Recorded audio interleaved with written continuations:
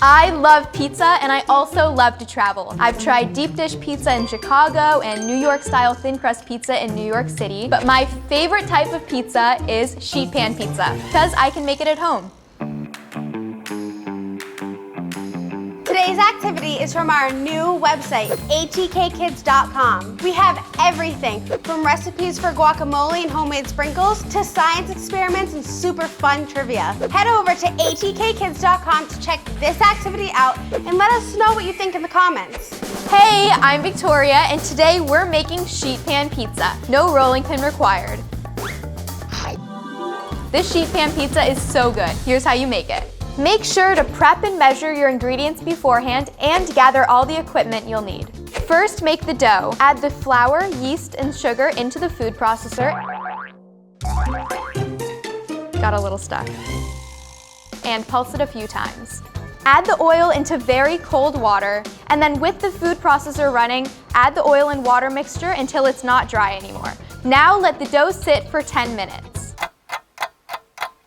The 10 minutes are up, so I'm gonna add the salt and then run the processor again until we have a smooth ball. This takes about 1 minute.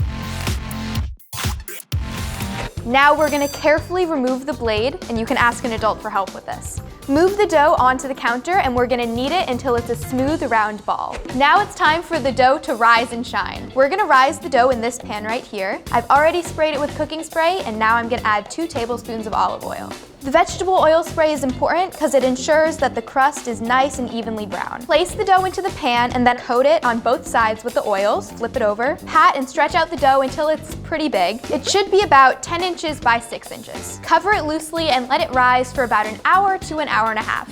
You're looking for your dough to double in size.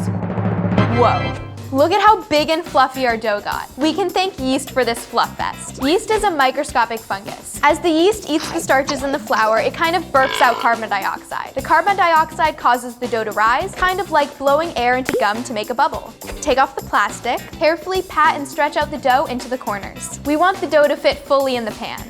If the dough snaps back away from the corners, don't worry about it. Just cover it and let it rise for another 10 minutes and you should be good to go. Once your dough is reaching the corners, cover it again and let it rise for 45 minutes.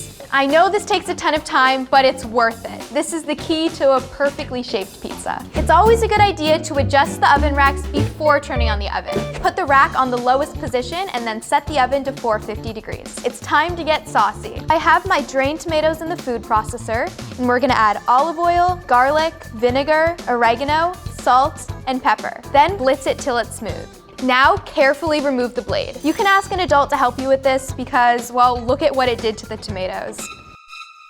And now our sauce is all set. The dough is ready, it's nice and puffy, so let's build our pizza. Use a spoon to scoop and spread the sauce onto the dough. Don't spread the sauce all the way to the edge because you want to leave some space for the crust. Now sprinkle some freshly shredded mozzarella and freshly grated Parmesan onto our pizza. I grated and shredded these beforehand. Try and keep the cheese nice and even because you don't want cheese on one side and then no cheese on the other. Use every last shred of cheese. Okay, now that we're all cheesed up, we're ready to put this in the oven. It's only 15 to 20 minutes until sheet pan perfection. It's out, it's ready, and I've let it cool for 5 minutes. Longest 5 minutes ever. It was totally worth the wait because this pizza is seriously delicious. Now you can make it at home. Just follow the recipe on our website to get a step-by-step how-to. Hope you enjoyed the video. Don't forget to subscribe down below and hit the bell icon right next to it so you know next time we post a video.